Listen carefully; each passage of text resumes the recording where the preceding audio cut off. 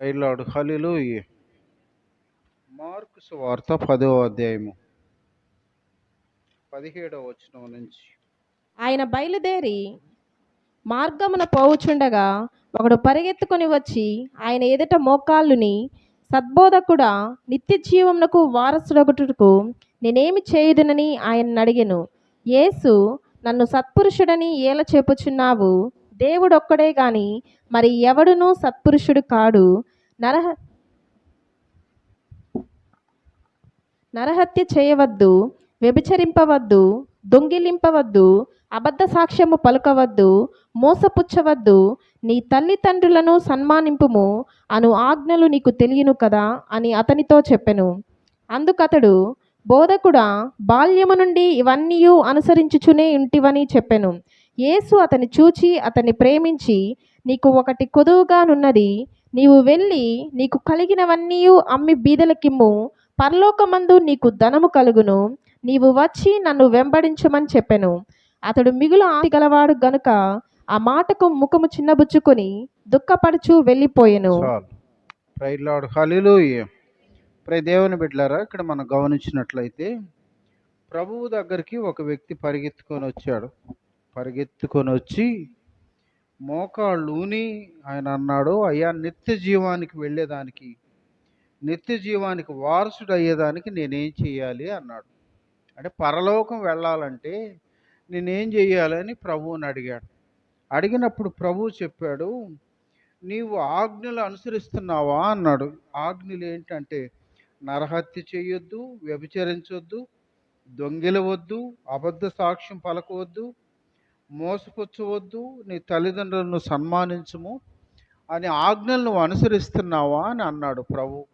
దానికి ఆ వ్యక్తి అన్నాడు, బాల్యము నుంచి ఇవన్నీ నేను అనుసరిస్తానే ఉన్నానని చెప్పాడు.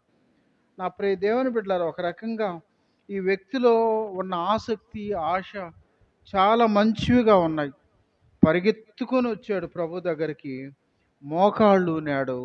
మోకాళ్ళు వంగటం అనేది అది వినయానికి, విధేయతకి సూచనగా ఉంది. కాబట్టి మోకాళ్ళు వంగాడు.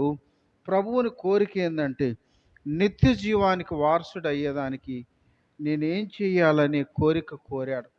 నా ప్రియ దేవుని బిడ్డలరా, అంతేకాకుండా ప్రభు అన్నాడు, ఆజ్ఞలు అనుసరిస్తున్నావు అంటే ఇవన్నీ నేను చిన్నప్పటి నుంచే, బాల్యం నుంచి నేను అనుసరిస్తున్నానని చెప్పాడు. దానికి ప్రభు అన్నాడు, నీకు ఒక్కటి కొదువుగా ఉంది, నీవు వెళ్ళి నీ కలిగింది అమ్మి పేదలకు ఇవ్వు, పరలోకంలో నీకు ధనం కలుగుతుంది, నీవు నన్ను వెంబడించమన్నాడు. నా ప్రియ దేవుని బిడ్డలారా, ఎప్పుడైతే ఈ మాట ప్రభువు చెప్పాడో అతడు ముఖం చిన్నబుచ్చుకొని ఆయన మరి వెళ్ళిపోయినట్లుగా మనం గమనించగలం. నా ప్రియ దేవుని బిడ్డలారా, అంటే చిన్న వయసు నుంచి తన ఆశ ఏంది? నిత్య జీవానికి వెళ్ళాలనేది తన ఆశ. చిన్న వయసు నుంచి ఆయన ఈ ఆజ్ఞలన్నీ కూడా అనుసరిస్తున్నాడు. పరలోకం చేరుకోవాలనేది తన కోరిక. అయితే ఇంత ఆసక్తి చూపించినటువంటి వ్యక్తి ప్రభువు ఎప్పుడైతే నీ కలిగిన ఆస్తిని అన్నీ అమ్మి నువ్వు పేదలకు ఇవ్వు, నీవు నన్ను వెంబడించమన్నాడో ముఖం చిన్నబుచ్చుకొని వెళ్ళిపోయినట్లుగా మనం గమనించగలం. అందుకని ప్రభువు మనకు మత్తయి సువార్త 6వ అధ్యాయం 24వ వచనంలో ప్రభు అంటాడు, ఎవ్వడు కూడా ఇద్దరు యజమానులకి దాసుడుగా ఉండనేరడు అన్నాడు. ఇద్దరు యజమానులు ఎవరు? ఒకటి వచ్చి నీవు దేవునికి నీవు దాసుడుగా ఉండేటప్పుడు నువ్వు మరలా ధనానికి కూడా నేను దాసుడుగా ఉంటానంటట. నీకు ఇద్దరు యజమానులు అయితే అట్లా. కాబట్టి ఒకడిని నువ్వు ద్వేషించాలా, రెండో వాళ్ళని నువ్వు ప్రేమించాలా అన్నాడు. అంటే నీకు పరలోకం వెళ్ళాలని ఆశ నీలో ఉంది, రెండోది నీకు ధనం అంటే వ్యామోహం ఉంది. రెండు నీకు కావాలంటే కుదరదు. ఒక్కటి నువ్వు ద్వేషించి ఒక్కదాన్ని నువ్వు వెంబడించమని అన్నాడు. నా ప్రియ దేవుని బిడ్డలారా, మనకు ఈ వ్యక్తి జీవితాన్ని మనం జ్ఞాపకం చేసుకుంటే, దేవుడు ఒక వ్యక్తిని అడిగాడంట, నీకు నేను బంగారు ప్లేట్లు 2 ప్లేట్లు ఇస్తాను, వాటిలో ఒక ప్లేట్ నాకు ఇస్తావా అన్నాడంట. ఇస్తాను ప్రభువా అన్నాడంట. సరే, నీకు 2 బంగారం కాదులే, 2 వెండికి గిన్నెలు ఇస్తాను, వాటిల్లో నాకు ఒకటి ఇస్తావు అంటే ఇస్తాను అన్నాడంట. నీకు 2 బాతులు ఉన్నాయి కదా, వాటిల్లో ఒకటి నాకు ఇస్తావా అని అడిగాడంట. ప్రభువా నాకుండేది 2 వాటిని అట్ట ఇయ్యమంటావా అన్నాడంట. అంటే నేను నీకు బంగారం ఇస్తే దాంట్లో నువ్వు సగం ఇస్తావు, నేను నీకు వెండిని ఇస్తే నువ్వు సగం ఇస్తావు. అంటే నా సొత్తు అది, నీ సొత్తు 2 బాతుల్లో ఒక బాతు నాకు ఇవ్వమంటే మాత్రం అది మాత్రం కుదరదు. ఈ వ్యక్తి జీవితం అలానే ఉంది. అప్పుడే దేవుని బిడ్డలారా, పరలోకానికి వెళ్ళాలని కోరిక నీకుంది కానీ నీకున్న సొత్తు నీ పరలోకానికి ఆటంకంగా అభ్యంతరకరంగా ఉంది. దాన్ని నువ్వు అమ్మేసి నన్ను వెంబడించు, నీకు నిత్య జీవంలో నువ్వు ఉంటావంటే మాత్రం అతను ముఖం చిన్నబుచ్చుకొని వెళ్ళిపోయాడంట. అతను అంటే ఇప్పుడు పరలోకం అందరికి ఇంపార్టెంట్ ఏమి కాదు. ఏమి ఇంపార్టెంట్ ఇప్పుడు?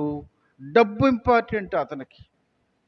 అందుకని ప్రభువు చాలా స్పష్టంగా చెప్పాడు, ధనాశ సమస్త కీడులకి మూలం అన్నాడు. ఈ ధనాశ వల్ల ఇతను చిన్న వయసు నుంచి పరలోకం వెళ్ళాలనే ఆశ ఉంది. చిన్న వయసు నుంచి ఆయన ఆజ్ఞలన్నీ అనుసరిస్తున్నాడు. కానీ ఈరోజు ధనానికి పరలోకానికి ఆ మధ్య సంబంధాన్ని గూర్చి ఆలోచన వచ్చినప్పుడు మాత్రం ధనాన్ని వదులుకోలేక చివరికి పరలోకాన్ని వదులుకొని వెళ్ళిపోయాడు. నా ప్రియ దేవుని బిడ్డలరా, అంటే మనకు ధనం అతను ఇంపార్టెంట్ అని మనం అక్కడ వాక్యం మనకు తేటతెల్లం అవుతా ఉంది. ఒక మాట మనం గమనించినట్లయితే, ఈ లోకంలో నువ్వు ఎంతకాలం ఉంటావు? మనకు 90వ కీర్తన 10వ వచనములో అన్నాడు, మా ఆయుష్ కాలము 70 సంవత్సరాలు, అధిక బలం ఉంటే 80 సంవత్సరాలు, వాటి భోగం అంతా వాటి ఆయాసమే దుఃఖమే. దేవుని బిడ్డలారా, ఈ లోకంలో మేము ఉండేది 70-80 సంవత్సరాలు మా ఆయుష్ పరిమితి. ఈ 70 సంవత్సరాల పరిమితిలో వాటి యొక్క భోగం అంతా కూడా ఆయాసమే దుఃఖమే, రోగము బాధలు బంధకాలు ఇవన్నీ ఉన్నాయి. అంటే 70-80 ఏళ్లలో నీకు ఎంత డబ్బున్నా నువ్వు ఆ సంతోషాన్ని ఆనందాన్ని అనుభవించేదానికి మాత్రం నీకు వీల్లేదు. ఎందుకంటే ఈ బాధలు ఈ రోగాలు ఇవన్నీ కలిపి నిన్ను బాధలకి మరి ఆ సంతోషానికి నిన్ను దూరం చేస్తాయి. నా ప్రియ దేవుని బిడ్డలారా, ఇక్కడ మన వాస్తవాన్ని మనం గమనిస్తే, మనము ఈ లోకంలో 70-80 సంవత్సరాలు బ్రతికేదానికి ఇంత డబ్బు కోసం నువ్వు కక్కుర్తి పడితే మరి పరలోకంలో ఎంతకాలం ఉండాలా? మనకు ప్రకటన 22:5లో ఏం చెప్పాడంటే, పరలోకములో యుగ యుగాలు ప్రభువుతో మనం ఉంటాం. అంటే ఇక్కడొచ్చి 70-80 సంవత్సరాలు ఈ లోకంలో ఉంటావు. ఈ 70-80 ఏళ్ళు కూడా రోగాలు బాధలు మొలుగుతూ ఉంటావు. పరలోకంలో అయితే యుగ యుగాలు ఉంటావు. అయితే నా ప్రియ దేవుని బిడ్డలారా, యుగ యుగాలు ఉండే పరలోకం కొరకు నువ్వు ఏం వదులుకోవాలా? ధనాన్ని వదులుకోమని అన్నాడు. పరిశుద్ధ గ్రంథం కూడా మనకేం చెప్తుందంటే, ఈ 70-80 సంవత్సరాలు నువ్వు రోగాలైనా బాధలైనా, అందుకే ప్రభువు చెప్పాడు కదా, మరి మనకి యోహాను సువార్త 16:33 అన్నాడు, ఈ లోకంలో మీకు శ్రమ కలుగుతుంది, ధైర్యం తెచ్చుకోండి, లోకాన్ని జయించిన నేను మీతో ఉన్నాను అన్నాడు. కాబట్టి ప్రభు చెప్పినట్లు ఈ లోకంలో ఉన్నాయి. కానీ ఈ లోకంలో ఈ 70-80 ఏండ్లు నువ్వు ప్రభువుని కలిగి ప్రభువులో నువ్వు నమ్మకంగా ఉంటే నీ ఆత్మ నిత్య జీవంలో యుగయుగాలు ప్రభువుతో ఉంటుంది. ఒకవేళ కేవలం ఈ ధనం వరకు నువ్వు కక్కుర్తిపడి ప్రభువుని గాను నువ్వు వదులుకుంటే, ఎట్టి పరిస్థితుల్లోనైనా నువ్వు వదులుకుంటే మాత్రం నీ ఆత్మ ఏడుంటుంది? అదే 20వ అధ్యాయం ప్రకటన 20:15 వచనంలో అంటాడు, యుగ యుగాలు నీ ఆత్మ నిత్య నరకంలో ఉంటుంది, ఆరని అగ్నిలో పురుగు చావదు, అగ్ని ఆరదు పురుగు చావదనే పరిస్థితుల్లో ఉండి. ఎందుకు? నువ్వు ఈ లోకంలో 70-80 ఏళ్ళు కేవలం ఆ డబ్బుకి నువ్వు కక్కుర్తి పడ్డావు. డబ్బుని ప్రేమించి డబ్బుకు దండం పెడితే వస్తుందా? ఇండైరెక్ట్గా నీ దండం ఎవరికి వెళ్తుంది? సైతానికి వెళ్తుంది. కానీ దేవుడు అన్నాడు, నీవు నా ఆజ్ఞలు అనుసరించి నడుచుకుంటే నేను భూమి మీద అందరికంటే నిన్ను గొప్పగా ఆశీర్వదిస్తా అన్నాడు. నా ప్రియ దేవుని బిడ్డలారా, అలా దేవుడిని ఆశీర్వదించే దేవుడిని వెంబడించరు. కానీ డబ్బుకి వాటికి వీటికి దండాలు పెట్టేవాళ్ళు మనకు అనేక మంది తయారైపోతూ ఉంటారు అనేది మనం జ్ఞాపకం చేసుకోవాలి. కాబట్టి నా ప్రియ దేవుని బిడ్డలారా, ఈ వ్యక్తి జీవితంలో కేవలం పరలోకానికి వెళ్ళాలనే ఆశ అనేది ఉందే కానీ దానికి మధ్యలో అతనికి డబ్బు అనేది ఆటంకంగా వచ్చింది. నా ప్రియ దేవుని బిడ్డలారా, పరిశుద్ధ గ్రంథంలో డబ్బు గురించి ఒక 3 మాటలు మనం గమనించినట్లయితే, మనం మొదటిది కీర్తన 39:6లో మనుషులు వట్టి నీడ వంటి వారై తిరుగులాడుదురు, వారు తొందరపడుట గాలికే కదా, వారు ధనము కూర్చుకొందురు కానీ అది ఎవనికి చేజిక్కునో వారికి తెలియదు. దేవుని బిడ్డలారా, వాళ్ళు ధనాన్ని కూర్చుకుంటారు. ఎవరు? భక్తిహీనులు ధనాన్ని కూర్చుకుంటారు. కానీ అది ఎవరికి చేజిక్కుతుందో వాళ్ళకి తెలియదు. మనకు ప్రసంగి గ్రంథంలో ప్రసంగి అయినటువంటి సొలొమోను కూడా ఆయన అన్నాడు, 2వ అధ్యాయం 18వ వచనంలో, నేను ధనాన్ని సంపాదించాను, కానీ నా తదనంతరం అది భక్తిహీనుడికి వెళ్తుందో, భక్తి లేనోడికి వెళ్తుందో, భక్తి గల్లవాడికి వెళ్తుందో, మంచోడికి వెళ్తుందో, చెడోళ్ళకి వెళ్తుందో అనేటువంటి ఆలోచన ఆయనకు ఉండేది. నా ప్రియ దేవుని బిడ్డారు, అందుకని వాక్యం ఇక్కడ ఏమంటాడంటే, వాళ్ళు ధనాన్ని కూర్చుకుంటారు, భక్తిహీనులు ధనాన్ని కూర్చుకుంటారు, కానీ అది ఎవరికి చేజిక్కుతుంది వాళ్ళకు తెలియదు. మనకు లోకాసువార్త 15వ అధ్యాయంలో చిన్న కుమారుడు ఆస్తిని తీసుకెళ్ళి వ్యాపారం చేస్తానన్నాడు. అక్కడ వాక్యం ఏం చెప్తుంది? వాడు ఏం చేశాడు? దుర్వ్యాపారం చేశాడు. దుర్వ్యాపారంలో ఒక రకం ఏందో తెలుసా? ఆ 30వ వచనం, నీ ఆస్తిని వేశ్యలతో తినివేసిన నీ చిన్న కుమారుడు ఏం చేశాడు? ఆస్తిని దుర్వ్యాపారం అన్నాడు. ఆ దుర్వ్యాపారంలో ఒక భాగం ఏందో తెలుసా? ఆస్తిని వేశ్యలతో తినబెట్టేశాడు. అంటే ఎవరి కష్టార్జితం మరి ఈరోజు ఎవరికి వెళ్ళింది? స్నేహితులకు పోయింది కొంత, వేశ్యలకు పోయింది కొంత, లోకంలో కలిసిపోయింది కొంత. కానీ కష్టపడిన తండ్రి ఏమన్నా అనుభవించాడా? తన సంతానం ఏమన్నా అనుభవించారా? ఎవరు అనుభవించలా. అందుకనే వాక్యం అంటుంది, వాళ్ళు కష్టపడతారు కానీ వాళ్ళ తదనంతరం ఆస్తి ఎవరికి చెందుతుందో తెలియనేదే లేదు. 2వ మాటగా మనం గమనిస్తే సామెతలు 10:2వ వచనంలో, నీతి మరణము నుండి రక్షించును. దేవుని స్తోత్రం, హల్లెలూయా.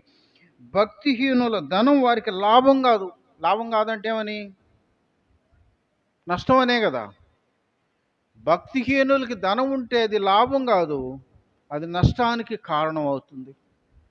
మరి ఏ విధంగా నష్టానికి కారణం అవుతుంది అని అంటే, మేము కోవూరులో హాస్టల్ వార్డెన్ ఉన్నాం, మాకు ఆనందరావు అని ఉండేవాడు. వాళ్ళు మంచి ప్రాపర్టీ వాళ్ళది. ఆ బిల్డింగ్స్, స్కూళ్ళు, హాస్టల్స్ అవన్నీ మంచి ప్రాపర్టీ. వాళ్ళకి పిల్లలు లేరు. లాస్ట్ వచ్చేసేటప్పటికి ఆయన తరపున బంధువులు, ఈయన తరపున బంధువులు అందరూ వచ్చి వాళ్ళని గుక్క దిప్పుకొని ఇలా మాకు రాసిండి అని ఒత్తిడి పెంచేశారు.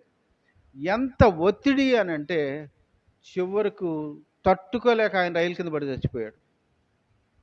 అంటే వాళ్ళ ఆస్తి చివరికి ఆయనకి దేనికి కారణం అయింది? చచ్చిపోయేదానికి కారణం అయిపోయింది.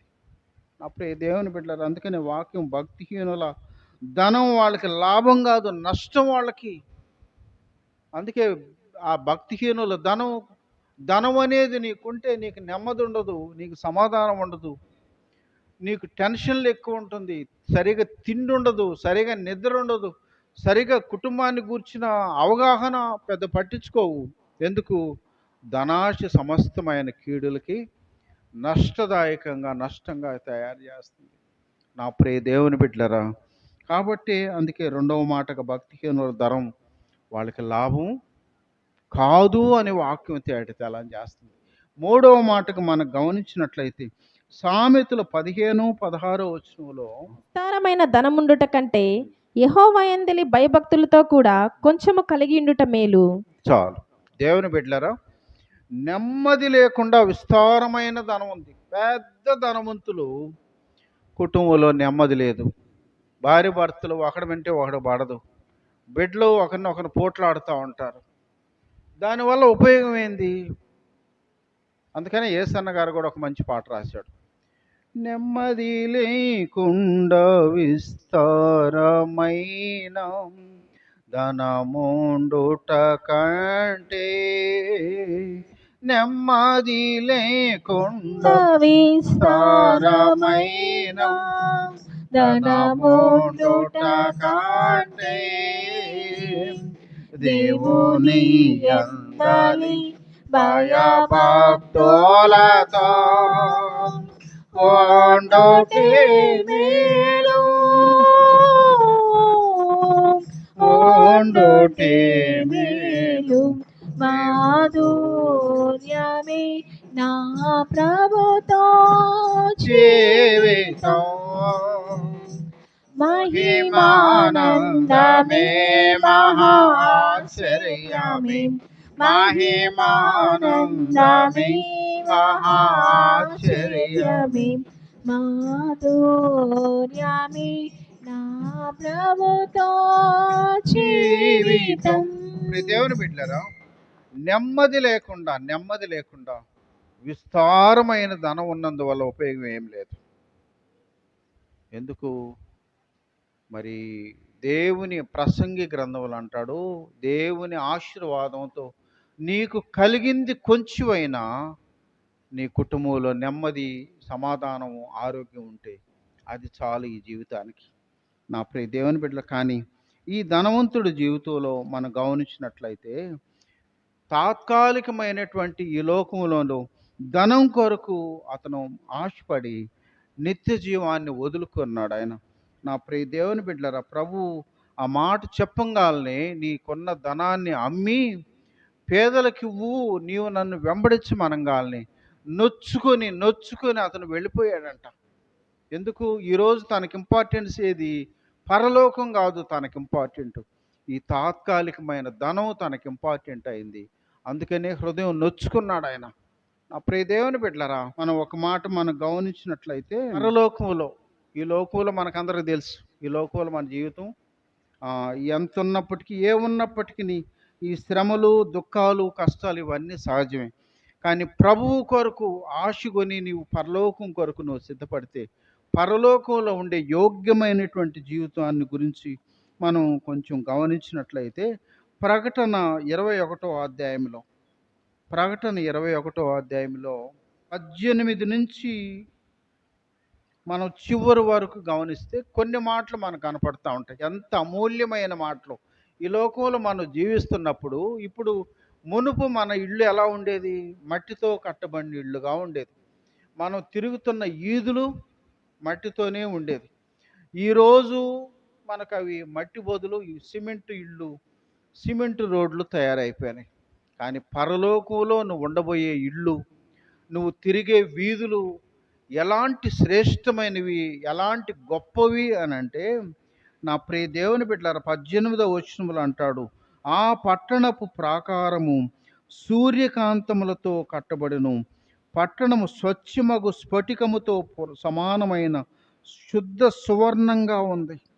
ఆ పరలోక పట్టణం ఎలా ఉంది అని అంటే, ఆ స్ఫటికముతో సమానమైన శుద్ధ సువర్ణం అంటే ఆ బంగారముతో ఆ పరలోకం కట్టబడిందంట. అయితే నా ప్రియ దేవుని బిడ్డలారా, మరి మనం 19వ వచనములో దాని పునాదులు నానావిధ రత్నాలతో అలంకరించబడి ఉంటాయి. పరలోక పట్టణం యొక్క పునాదులు రత్నాలతో అలంకరించబడి ఉంటాయని 21వ వచనములో దాని 12 గుమ్మాలు 12 ముత్యాలతో ఉంటాయంట. పరలోక పట్టణం ఎంత శ్రేష్టంగా ఉంటుంది అంటే, అది రత్నాలతో, ముత్యాలతో అలంకరించబడి, ఆ వీధులు, ఆ పట్టణం అంతా కూడా బంగారంతో చేయబడినగా, బంగారం మయమైపోయి ఉంటుంది. నా ప్రియ దేవుని బిడ్డలారా, అంటే మరి ఈ లోకంలో నువ్వు జీవించే ఈ పట్టణము ఒకవేళ ఉంటే నీకు సిమెంట్ ఇళ్ళు ఇవి ఉంటాయి. ఆ ఇంటి లోపల ఎత్తుకుంటే ఏదో నువ్వు కొద్దిగా గొప్ప పర్లేదు అనిపించితే నీకేముంటుంది? టైల్స్ వేసి ఉంటారు, మార్బల్స్ ఉంటాయి, ఇంకా మరి గ్రానైట్ వేసి ఉంటాడు. ఇంకా కొన్ని గొప్ప వాళ్ళ ఇళ్లలో చూస్తే మన ఫోటో మనకే కనపడేటట్లుగా ఉంటాయి కొంతమందివి ధనవంతుల ఇళ్లలో. కానీ పరలోక పట్టణంలో ఆ బంగారు మయమైపోయినటువంటి ఆ వీధులు అవన్నీ కూడా ఎంత శ్రేష్టమైనవో ఎంత ధన్యత కలిగినవో మనకు అర్థమైపోతుంది. ఇంకా కూడా మనం గమనించినట్లయితే నా ప్రియ దేవుని బిడ్డలారా, అక్కడ మనం ఆ వాక్యం అంటాడు 22లో, సర్వాధికారి అయిన దేవుడకు ప్రభువును గొర్రెపిల్లయు దానికి దేవాలయమై ఉన్నారు. ఆ పట్టణములో ప్రకాశించుటకైన సూర్యుడైనను చంద్రుడైనను దానికి అక్కరలేదు.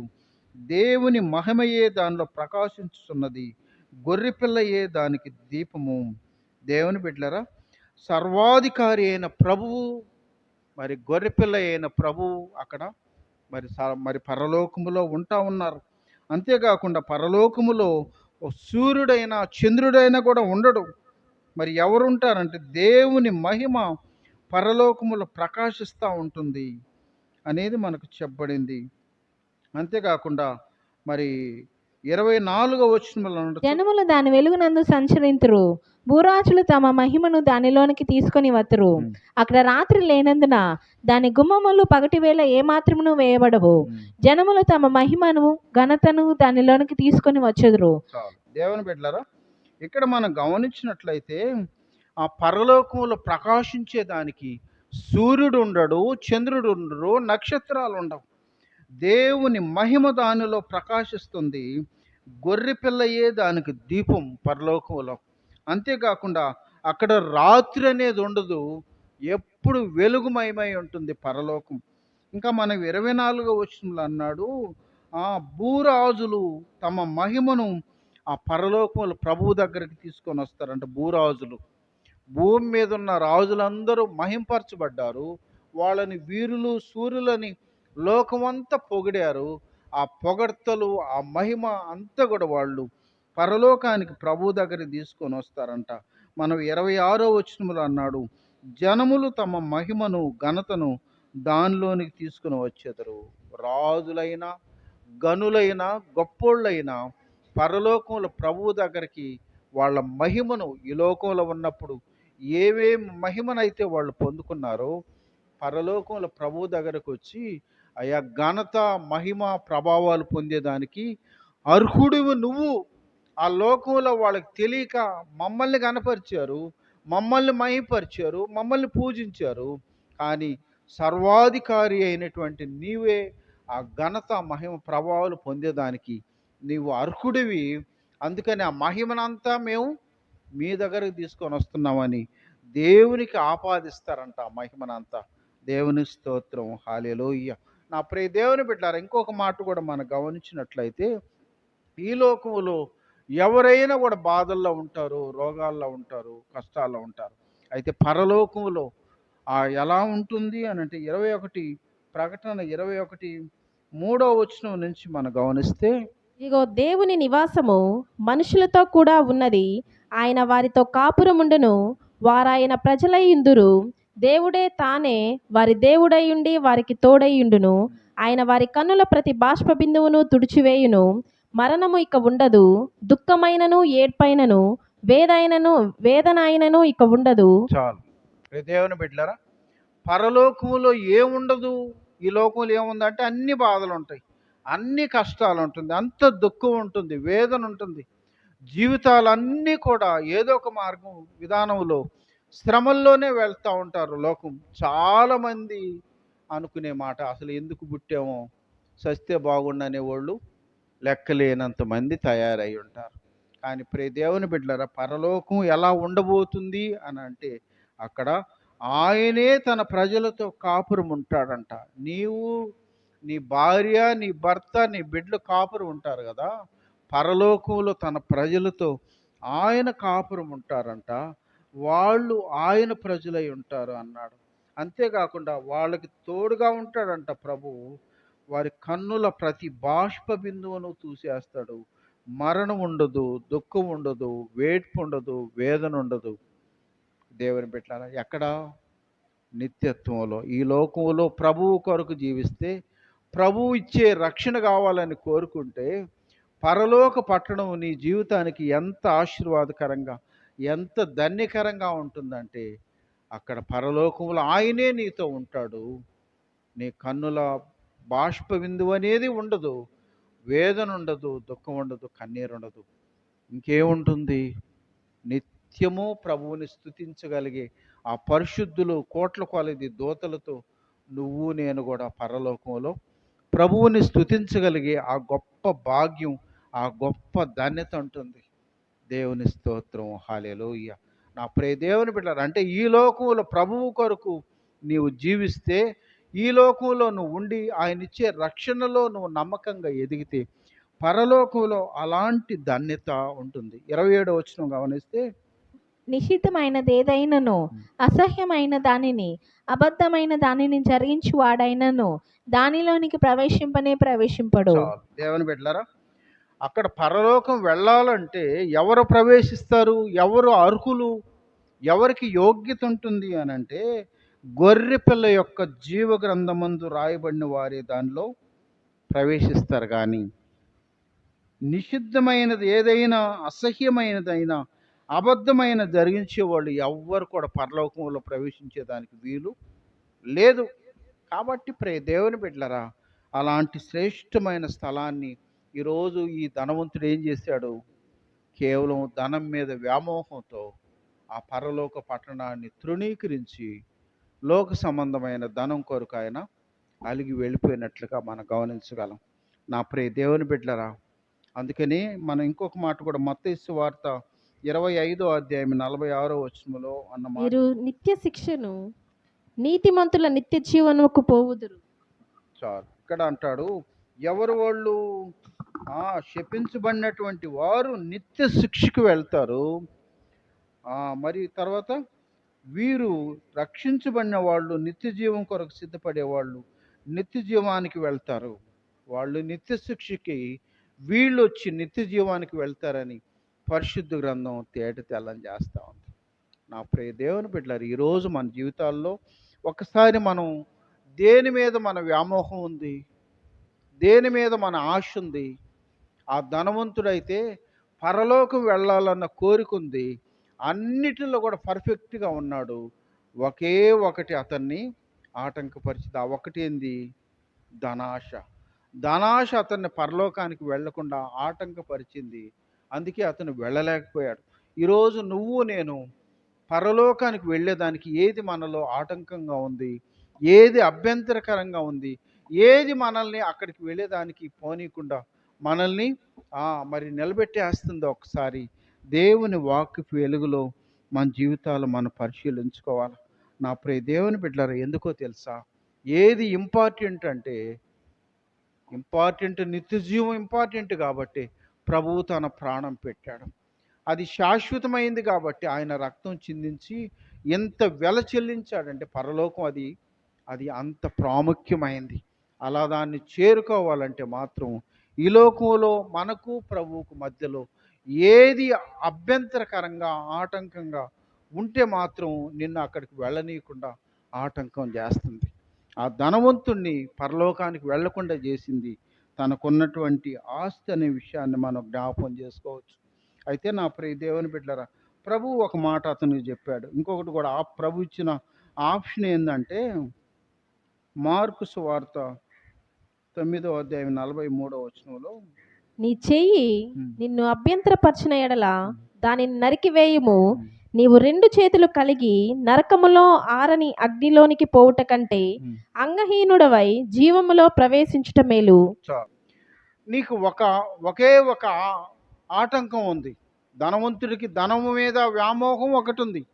ఆ వ్యామోహాన్ని బట్టి పరలోకానికి వెళ్లకుండా అభ్యంతరపరచబడ్డాడు. అయితే నువ్వు నేను మనం ఏం చేయాలంటే, సపోజు ఆ కాలు ఏలుకి క్యాన్సర్ ఉందనుకోండి, డాక్టర్ కాడికి పోతే ఏం చేస్తాడు? ఆ ఏళ్ళు మాత్రమే కత్తిరిస్తాడు. అయితే ఇంకొంచెం పైన కూడా వచ్చింది అనుకోండి, అప్పుడు కాలు మాత్రమే కట్ చేస్తాడు, పాదం మాత్రమే కట్ చేస్తాడు. అంటే ఎంతవరకు క్యాన్సర్ ఉందో, ఏదైతే నీకు జీవించేదానికి అర్హతను కోల్పోతుందో అంతవరకు కట్ చేసి మిగతా దాన్ని ఉండిస్తాడు. ప్రభువు మనకిచ్చిన ఆప్షన్ ఏంటంటే, నిన్ను పరలోకానికి చేర్చేదానికి ఏది ఆటంకంగా ఉంది, ఏది అభ్యంతరకరంగా ఉంది, ఏది నిన్ను ఈ లోకంలో గుంజేస్తుంది ప్రభు దగ్గరికి ఉండనీయకుండా, దాన్ని నువ్వు సరిచేసుకునిట్టే, దాన్ని నువ్వు సరిదిద్దుకుంటే నీ ఆత్మ పరలోకానికి వెళ్ళేదానికి అభ్యంతరం లేకుండా వెళ్తుంది. అందుకని ప్రభు అన్నాడు, నీవు ఆ చెడిపోయిన అవయవాన్ని నువ్వు కత్తిరించుకుంటే అంగహీనుడిగైనా కూడా మరి మరి నీవు ఆ మోక్షంలో వెళ్ళేదానికి నీకు అవకాశం ఉంటుందని ప్రభు నొక్కి చెప్పాడు. నా ప్రియ దేవుని బిడ్డలారా, మనం మన జీవితాల్లో ఇంకొక మాట కూడా మనం గమనిస్తే, ధనవంతుడికి ఏ విధంగా ధనం మీద వ్యామోహాన్ని బట్టి పరలోకానికి వెళ్ళేదానికి ఆటంకంగా ఉందో, దావీదు జీవితంలో ఆత్మీయుడైనటువంటి దావీదు జీవితంలో ఒక ఆటంకం ఉంది. ఆ ఒక్క ఆటంకం ఏందో తెలుసా? మొదటి రాజుల గ్రంథం 15వ అధ్యాయం 4వ వచనంలో నా జీవిత దినములన్నీ యెహోవా దృష్టికి యథార్థముగా నడుచుకొనొచ్చు. చాలు. దేవుని బిడ్డలారా, దావీదును గురించి చెప్పబడినటువంటి మాట ఏంటంటే, దావీదు ఉరియా సంగతి అందు తప్ప మిగతా జీవితం అంతా యోగ్యమైంది, దేవుని ఆజ్ఞలను అనుసరించి నడుచుకునే వ్యక్తి. ఆ ఉరియా భార్య విషయంలో మరి మాత్రం తప్పు చేశాడు. ఆ తప్పటడుగు వల్ల నా ప్రియ దేవుని బిడ్డలారా, అతను యోగ్యుడు, పరిపూర్ణుడు అని చెప్పుకునే దానికి వీలు లేకుండా అతనికి మరి ఆ విధంగా నష్టం అయిపోయింది. అయితే దాన్ని బట్టి అతను ఎంత నష్టపోయాడు?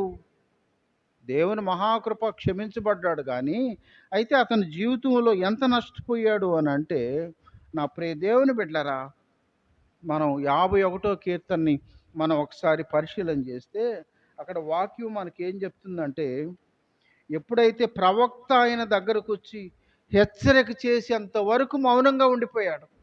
అంతవరకు లోకంలో ఎవరికి తెలియదు అనుకున్నాడు కానీ, సృష్టికర్త అయిన దేవునికి, హృదయాన్ని ఎరిగిన దేవునికి, ఆయనకి సమస్తము తెలుసని, ఆయన వాటికి దేవుడే వాటన్నీ ఎరిగి ఉన్నాడన్న విషయాన్ని అతను స్పృహలోకి లేకుండా పోయింది. నా ప్రియ దేవుని బిడ్డలారా, ఎప్పుడైతే దేవుడు ప్రవక్తను పంపించి హెచ్చరిక చేశాడో, అప్పుడు హృదయంలో ఉండే వేదనంతా ఒక్కసారిగా బయటపడిపోయాడు.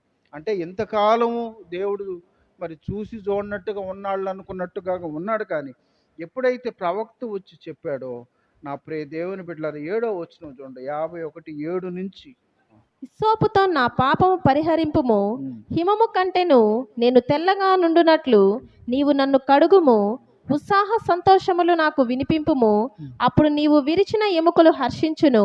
నా పాపములకు విముఖుడవు కమ్ము, నా దోషములన్నిటినీ తుడిచివేయుము. దేవా, నా యందు శుద్ధ హృదయము కలుగజేయుము, నా అంతరంగములో స్థిరమైన మనస్సును నూతనముగా పుట్టించుము.